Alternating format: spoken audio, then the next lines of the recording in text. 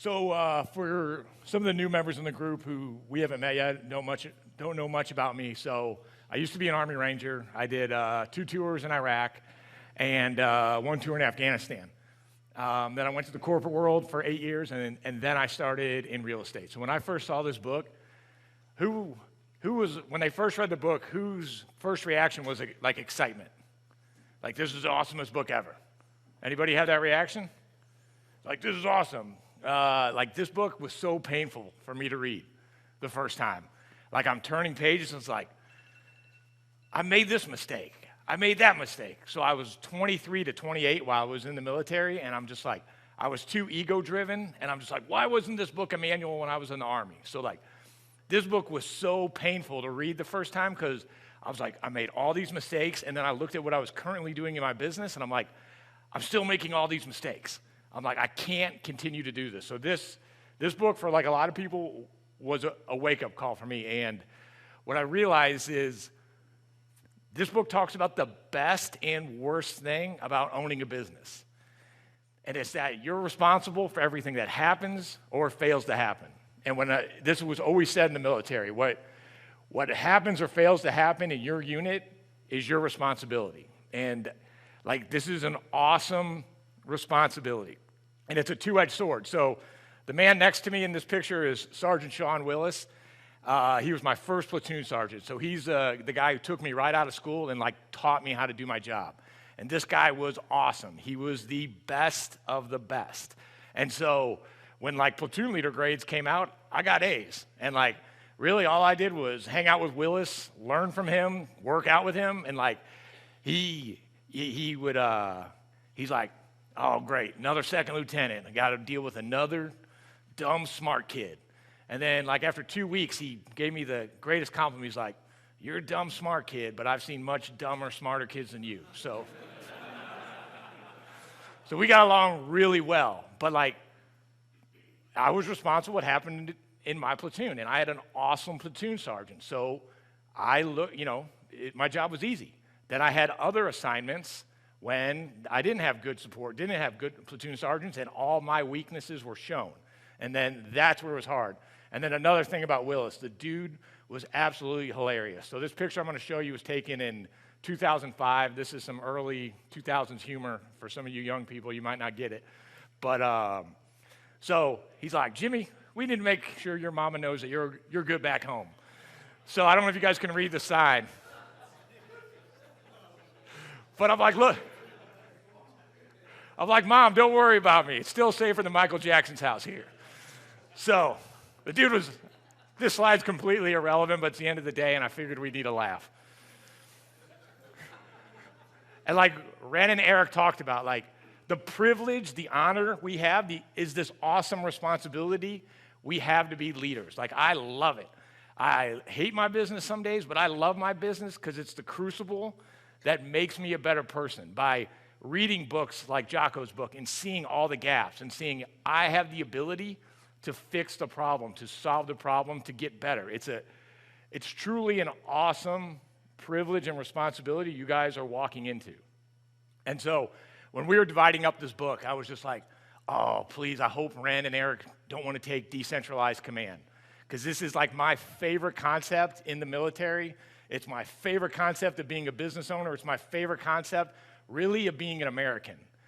And so the story in the book is he's training platoon leaders on where to stand when you clear a room.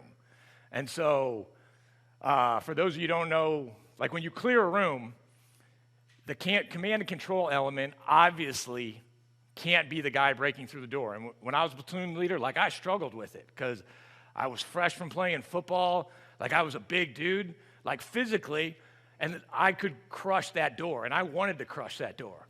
But like one time I led the element, and Sergeant Willis was like, grabs me by my collar, like, what in the hell are you doing? I'm like, I'm going to blow open that door, Sergeant. He's like, damn it, you're the platoon leader. Like, you can't be doing this.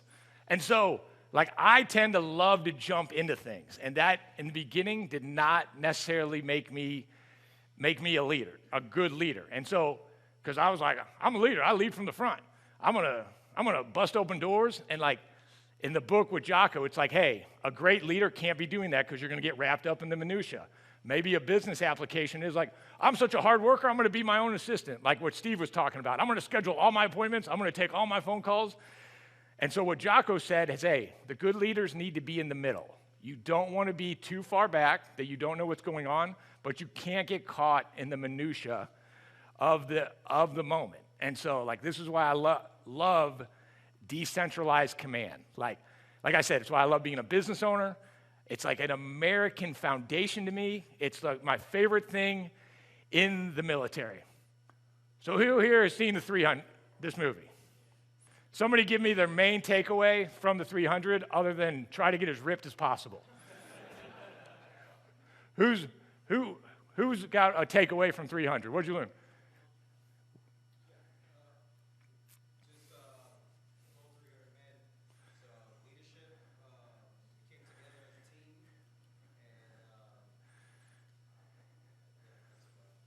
There's a ton of them.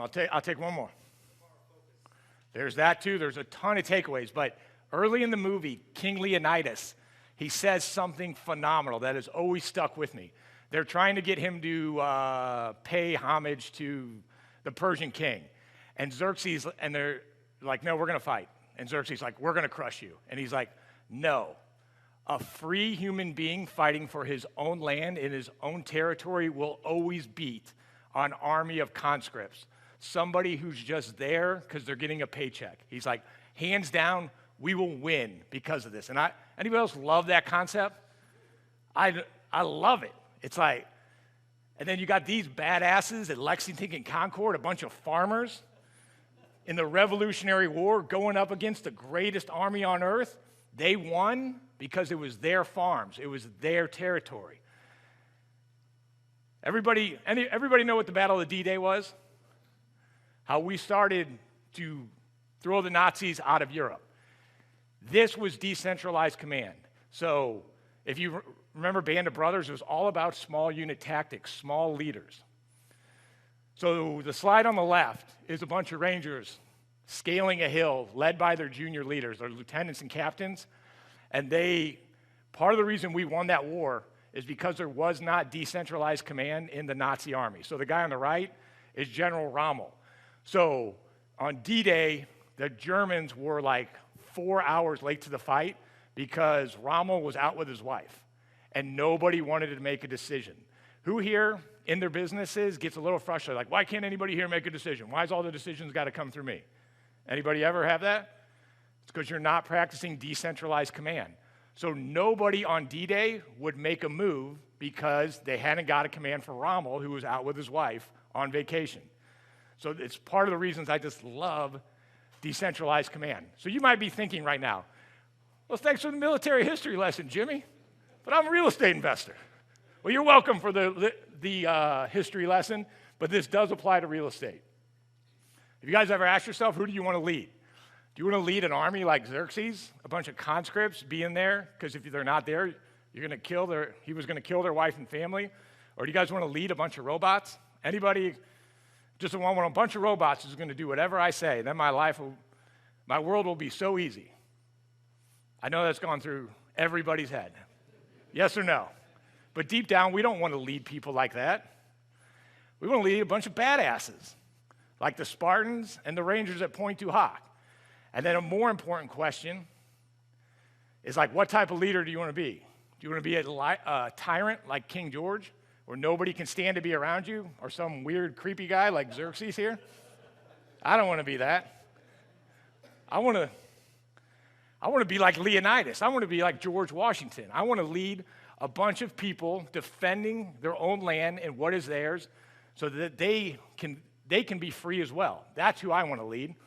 So how do you do it? Like, it's not easy. It's very, very hard to practice decentralized command, to get people on your team to take ownership. But it can be done.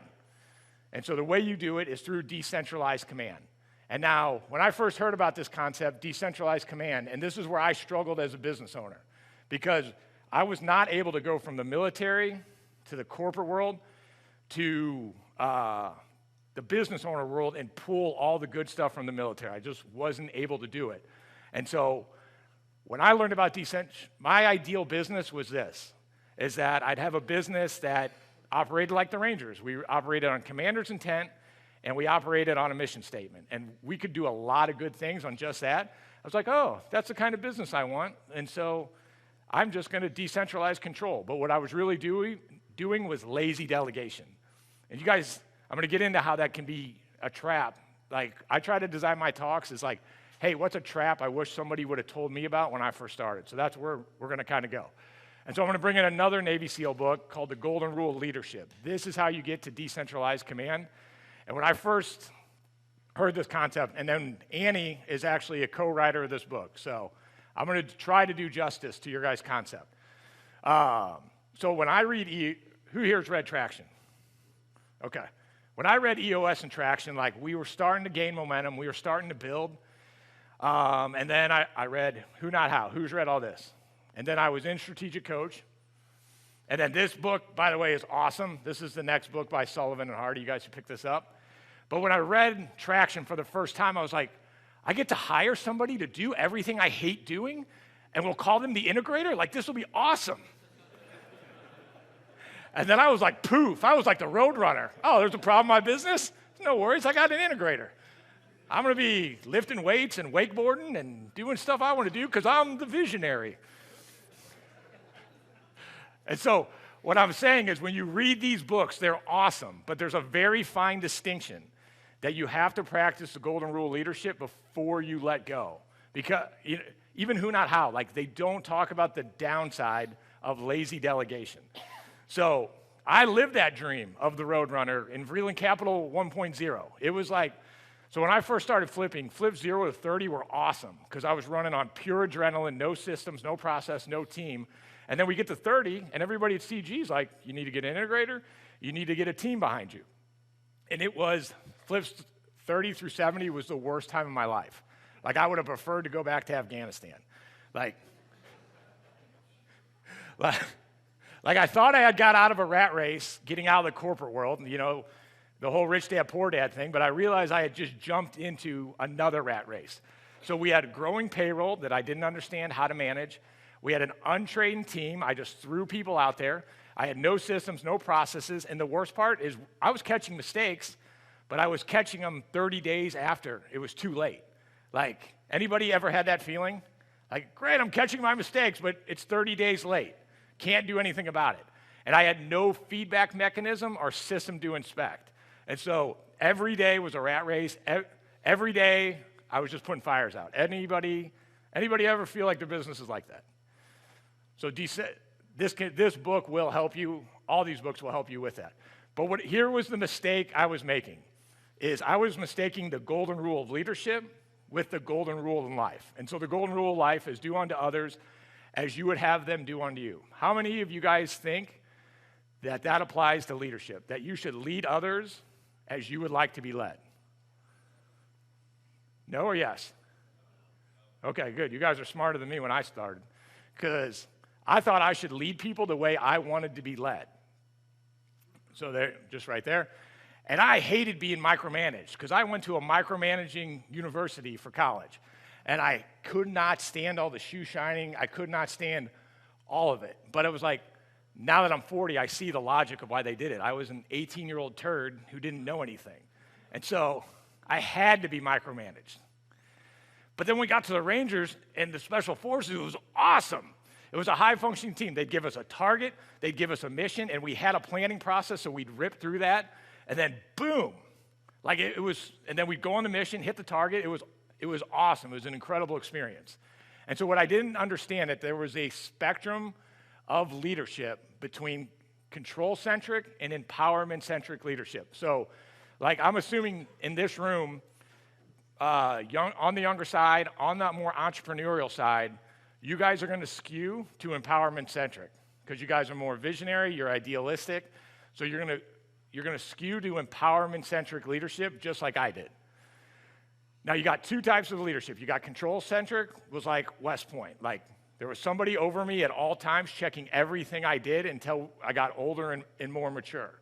Who here, like I guarantee you nobody right now has a is attempting to have control-centric leadership. Who here has a control-centric, micromanaging business? Nobody, right? Like, it's not really a danger. And so, and then the way like Larry and Annie explained it to me that made sense to me was, where's the most control-centric leadership in our society? Maximum security prison. And any ideas on why that is? Well, you could make an argument that these are the lowest functioning human beings in the society. And so now empowerment-centric leadership or decentralized command, like you find that in special operations units, and the reason they can work on decentralized command is because they're highly functioning teams, highly functioning individuals. So could you have control-centric leadership, or could you have empowerment-centric leadership in a prison? It would be chaos. And you can't have control-centric leadership in a highly functioning team because there will be a rebellion. And so what it comes down to is you guys learn to delegate, as you guys hire your first, your integrators, your employees, is there's this spectrum between a low-functioning team and a high-functioning team. When you have a low-functioning team, you got to get in there and you got to grab the reins and you got to micromanage a little bit. And you can call it micromanaging, but you could call it like what Eric's talking, leading, teaching, training. Like you got to be there to coach. You can't just let, like what I would do is I would hire somebody, here's your job description. Maybe I'd give you some KPIs, but go, like I'm the visionary. You see this idea, you go do this. And like no feedback mechanism, like it was bad, it was painful. And then I had this nagging belief in my mind that like, no, even low-functioning teams enjoy empowerment-centric leadership. They want to function that way, and that's not true too.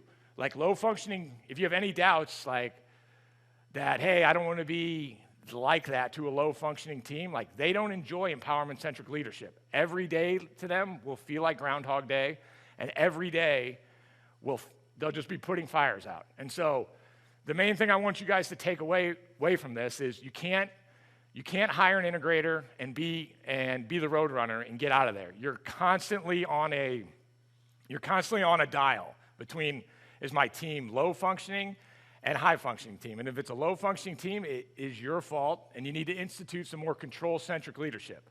And then once your team is crushing and it's empowerment centric leadership, then you can do empowerment centric leadership. You can pull off the reins a little bit, but please don't make the same mistake I do, where you were the road runner. So here's an example. Construction last year, I had learned enough that I was not going to make this mistake again. But I hired a new leader. He was the right person, but he was inexperienced. Jobs were going long. There were labor overrides. And the old me would have been like, this son of a bitch, like, oh, it's his fault. I got to fire him, yada, yada, yada. But it was my fault. He wasn't properly trained right. He needed more time. He needed more attention from me and my coordination of action officer. So once I dive in, I have a ton of fun with it. Like we broke things down to the basics. We gave him a daily routine. We gave him personal coaching. We gave him after-action reviews every time we had an adverse event, and we gave him that rapid feedback mechanism. And then back to this dial, he started functioning higher and higher and higher, and we were able to allow for more empowerment-centric leadership. Another example is Bobby in the back of the room. Like we implemented Salesforce last fall. And so Bobby comes to me, he's like, hey, Jimmy, I want to take on this target. I want to take on this challenge, but it's gonna remove my capacity to go on appointments. And I was like, no problem, dude. I'll jump back in, go do appointments. Where, a lot of people would be like, what? I'm the visionary. I'm not going on appointments. I'm not doing that. But I think if you have team members who know that if they want to go build something, that you'll jump in and support them, that will go a long way. So like one of my favorite things with this business is living on that dial. Like, do I need to be jumping in here? Do I not need to be jumping in here? And then me personally, when we start a new initiative, that's where I like to jump in, do it for 90 to 180 days, and jump out. And so now, like, Bobby's in empowerment-centric leadership. We do a check-in on Monday. Then we do our L10 with the leadership team. And then Friday, we do a weekly accountability meeting. And, like, My job really is to sit on the meeting and kind of crack jokes. And like, I love it. It's a ton of fun. Like you can get to where Traction says, where you are in the visionary thing, or the visionary part. So what I want you guys to take from this is you got to earn the right. I had to earn the right to have decentralized command, to take the time to empower your subordinates so that they become leaders too. Like what Ren was talking, leading up and leading down. And I personally think there's nothing more fun than when your subordinate leaders become leaders themselves and you're teaming and you're kind of building things together. Like you're building a team together and hitting projects together. And so I'm going to blast through this. I'll get this in 7 minutes, so I know you guys want to get out of here. So then the next chapter I took was planning. And so in the book, they talk about they did a whole elaborate plan to free a hostage. And so who here loves to plan? Bullshit. Who here believes they have time to plan? Nobody. And so this was one of the greatest things from Annie and Larry was like, if you don't have time to plan, you need to plan better. Like if you feel that rush that you're not planning, you got to take more time to plan. And so who here has a planning process? Just Annie?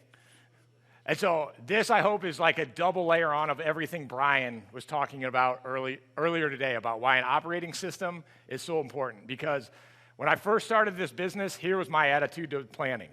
Like, why would I plan? As soon as I get punched in the mouth, it all goes, who cares? So I'll just go get punched in the mouth and then alleviate myself from the responsibility of planning.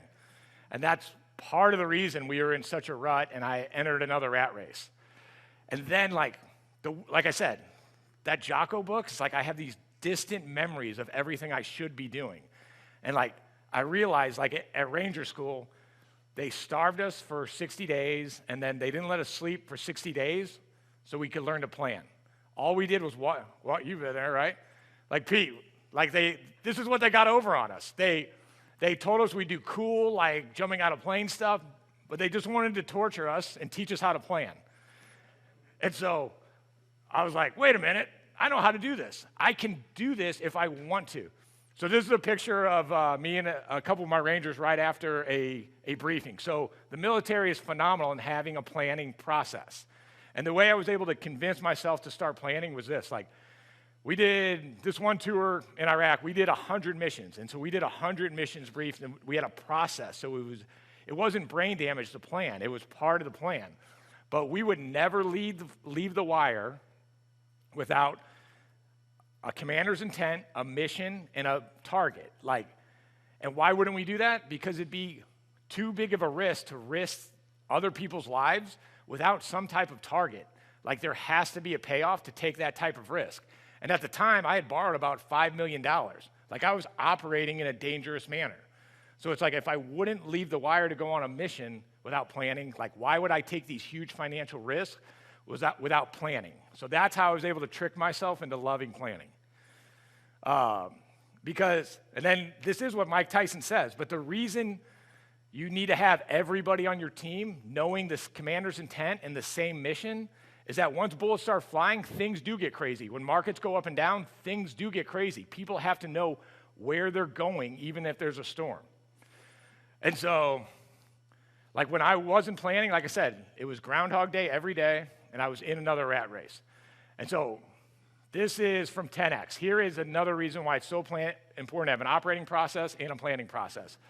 So to be in a flow state, for example, playing basketball and you feel like you just can't miss, like you are in the zone, whether you've experienced it in athletics or business, it's a phenomenal feeling. But there's 3 requirements. You got to have clear and specific goals. You have to have an immediate feedback mechanism, and you have to have challenges that are outside your current skill level. Like if you have those 3 things, who here thinks work is fun? It's not even work. Like this is the dream to get here. And so when, where, and how do you create these things? If this is what you need for work to be a very compelling experience, it doesn't happen if you're chasing appointments. It doesn't happen if you're like, hey, I'm too busy. Any thoughts on when you can actually create this stuff?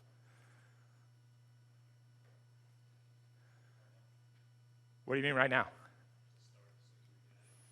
No. I mean, rush out here and go do it, right? No, it won't work. Like, so, because, you know, before when I was in the rat race, it was like planning. I don't have time to plan. That's a bunch of boring stuff. I got to talk and think. But like, the other way I was able to trick myself into loving planning was it's the only way you can get this stuff. It's the only way you can get clear and specific targets. It's the only way you can get a clear and specific target with a team. It's the only way you can create scoreboards and KPIs. And it's the only way you can create challenges with your team that are outside your current skill level. So that's how, I mean, you have to plan to get these three things. And then that's why it's worth to take the time to do it. And then your desired end state, your mission. Who's here's missions to get into Premier? Okay, like that's a desired end state. What's that? 8 people. We got to do a better job selling it. But here's the requirements. You got to have core values, mission, and a vision. You only get that in a planning process, in an operating system. You got to have a cohesive team. These are all things you have to do to continue to rise up. So I'm not going to read through it for a course of time, but every meeting on my team, we start with our desired end state. So everybody is on the exact same page of exactly what we're wanting to do. Because my team, remember, I want a bunch of Spartans, I want a bunch of Rangers they're a bunch of entrepreneurs, and we all have a common goal. That's what makes business fun. And so we have a 10-year target, clear and specific goals. We want to manage 2,000 houses. We have a 3-year picture, which is like a horizon, which inspires action. We may or may not hit it exactly in 36 months, but it generates action, it generates thoughts. Now we have a 1-year goal, like this is where the rubber hits the road. But we have our immediate feedback mechanism. We know what our target is for 12 months. And then we have our 90-day rocks and scoreboards, and that's your rapid feedback mechanism. And then weekly, you're constantly touching the scoreboard. Like, who here loves sports? How much fun would the NBA be, Leon, without a scoreboard? How fun is business without a scoreboard? So, this is how I was able to convince myself to start tracking KPIs, is that it made it fun. Like, really, I'm just trying to have a good time at work. And so, this is an operating process. It's straight from EOS. You have a weekly meeting, scoreboard review, rapid feedback mechanism, rock review, to-do review, and then you discuss issues, and that's how you overcome problems. Probably don't have time for after-action review, and then these are what rocks are for when you read traction. These are the challenges that are 90-day challenges that is outside your current skill level of the team. So that's what I got for you guys. It's just like, there is no more fun way to spend your day than working with an empowered team, running and accepting challenges that are outside your current skill level. So thank you. Awesome job.